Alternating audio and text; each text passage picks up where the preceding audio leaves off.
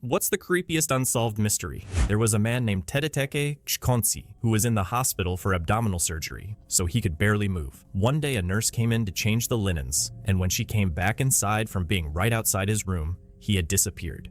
He wasn't anywhere in the room. The hospital searched for a week until some men had to perform maintenance on the ceiling. When they opened the ceiling up, they found Tedeteke inside the ceiling in the fetal position, and he was deceased. The autopsy showed that his wasn't of natural causes and someone put him in the ceiling. A few months later, a man named Sandile Sabaya was admitted to a different hospital to have his broken femur treated. After a few days there, he was about to be transferred to a different hospital to see an orthopedist. But when they went to get him, he was gone. They looked for him and only found him when a bad smell permeated the hospital. So the staff opened up the ceiling and found Sandile dead in the exact same position as Tedeteke, and they said Sandile also didn't die a natural death and was placed in the ceiling by something. I think that's creepy. On Thursday, December 12th, 1985, a toddler was spotted wandering unaccompanied around a Kmart department store in Spanaway, Washington, with no parent or guardian in sight. When authorities tried to coax information out of her to help locate her parents, the only piece of information she was able to give was, "Mommy is in the trees." A photo was placed in the local newspaper, and the toddler was soon recognized as Crystal by her maternal grandmother, Louise Conrad, who took her into her care, later saying that Crystal appeared shaken and disturbed, perhaps by something she had seen. So, where was Mommy? About 2 months later, the body of Diana Robertson, Crystal's mommy, was discovered deep in the forest around Elby, Washington, with 17 stab wounds and a tube sock tied around her neck. Nearby, an abandoned 1982 Plymouth pickup truck was discovered covered in stains, and with a handwritten note on the dashboard, simply saying, "I love you, Diana." This truck belonged to her partner, Mike Reamer, an outdoorsman and trapper who often spent time in these woods. Mike, however, was nowhere to be found. Initially, the police believed him to be responsible for Diana's murder. Just 2 months prior, on October 19th, 1985, Mike had been arrested and cited for domestic assault and malicious damage after allegedly kicking in a door at her apartment, throwing her to the floor, and rubbing her face in the carpet. They also connected her murder to a double murder that had occurred in the same woods 4 months earlier. A man named Stephen Harkins was found shot to death in his sleeping bag, while his companion, Ruth Cooper, was found strangled 2 months later. Both had a tube sock tied around their neck. So was Mike a serial killer? He had apparently been in the woods at the very time that Harkins and Cooper were murdered, and certainly knew how to navigate the tricky terrain.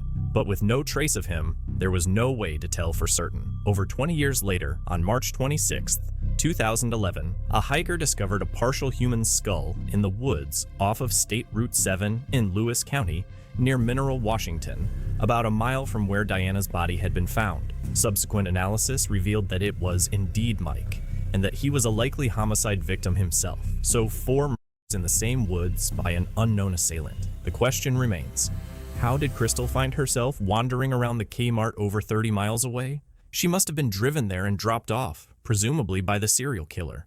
Crystal must have spent a silent 45-minute drive in the car with the very person who killed her parents, with no memory of the event. Went to a good-sized college party with several friends. The location for the party was out in the woods in the middle of nowhere. The road leading to the party was fairly straight with one major feature. The road was flat for the entire length, but it had a hill that was 30-ish feet tall halfway down it. A pretty good bump in the road, you might say.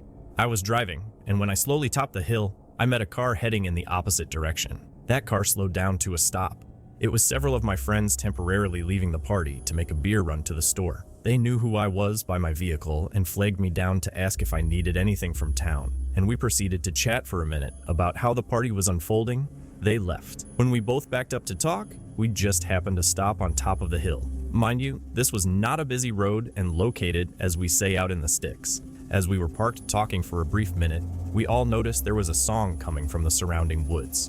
We figured it was someone having a private party in a parked car nearby in the woods, if you get my drift. The odd thing was, it was Turn the Page by Bob Seger, but it was on repeat.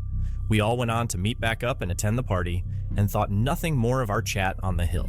A few days later, I got a visit from several police officers about an investigation. They learned there was a party that night down the road with the hill in question. They were tracking down all attendees. That is how they found me. A hunter the day after the party found something at the base of the hill off the road. Someone driving another car that night, heading in the same direction down the road I was on, had wrecked their vehicle. The driver took the hill at insane speed and themselves in a wreck that had ran way off the road. Unsolved mystery that is still ongoing. The police said that they believed the driver they found was not the driver. There were 2 people in the car who wrecked. They found one set of footprints that led to the top of the hill. It looked like someone moved the body behind the steering wheel and fled on foot. They found extra sets of blood handprints in the car. The wild thing was that they found a CD with Bob Seger. Turn the page in the CD player. Everyone that was on top of the hill that night volunteered to give fingerprints. Every so often, every few years, one of us gets a phone call to ask us to recount what we saw that night on top of that hill. Alonzo Brooks. Not necessarily creepy in the traditional sense, though it has a long history and is literally close to home. The reboot of Unsolved Mysteries featured an episode about his disappearance. Because of it, after his death initially being ruled undetermined, he was exhumed and changed cause of death to murder, which was always pretty obvious. He went to a party in a small Kansas town, La Cygne, with a few friends. Alonzo had some words with partygoers. His friends bailed. Alonzo doesn't come home. The next day, his shoes are found down the road separately. Police searched the area, including along a creek near the party house. Nothing. A few weeks later, the police let the family do a search, after not letting them be involved earlier. His body is almost immediately found along that same creek. Of note, though, is that his body didn't show any signs of deterioration or decomposition that would be expected of having been there for weeks. It's presumed he was in a fight at the party, dragged down the road, and possibly inadvertently killed in a shed near the party house that was torn down shortly after. The other fucked up part is that it suggested his body was kept in a meat locker and covered up by the cops, and when the family tried to get more involved in the search, his body was dumped along the creek, thereby explaining the lack of decomposition. The party had some 100 people there. Someone knows something, and no one is saying anything. I moved to rural Appalachia last year, to a property of about 100 acres. It's surrounded by even larger parcels of forest, basically open wilderness. Last week, I stepped out onto the porch at about midnight, and to my surprise, I heard the loudest concert music reverberating through my forest, crowd cheering and everything. It was loud enough where I could feel the drum vibrations. My house sort of sits in its own natural holler, tiny valley surrounded by hill slopes, and BC of that, I couldn't tell which direction it was coming from at all. It was distorted enough that I couldn't tell if it was literally coming from live instruments or a recording from a speaker, but I could recognize the song Ho Hey by the Lumineers. Intrigued, I immediately grabbed my husband and we got in the car to find this concert. But this is where it gets creepy. Drive 300 feet down the road in either direction and we can't hear it anymore. It's literally the loudest at our house, which means it's not coming from the direction of any civilization, but literally from the forest, which makes absolutely no sense because there's literally nothing in that direction. Just super dense, impassable Appalachia. No flat ground for miles. As soon as I realized this, my very next thought was to grab some flashlights and enter the forest. But honestly, as soon as that entered my mind, I felt this shiver of fear. We never go into the forest at night. Another thought. No, you know better. Don't listen to them. Go back inside. So we did exactly that. Drove back to the house and went inside. Mulled around about how weird the whole thing was for a few minutes before stepping back out to the porch only to find the music had stopped.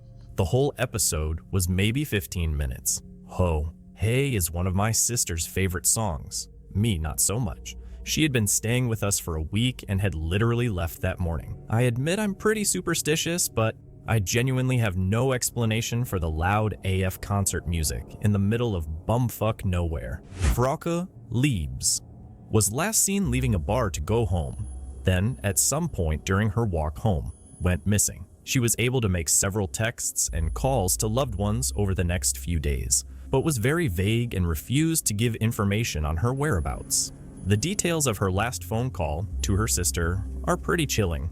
From Wikipedia. During this conversation, she is said to have answered the question of whether she was being held captive with a faint yes, immediately followed by a loud no. Contact broke off after this phone call. Her body was found several months later in a wooded area, most likely dumped from somewhere else. No further details were found about the killer, motive for her death or disappearance. Thank you for watching. Write comments, put likes. Do not forget to watch other videos.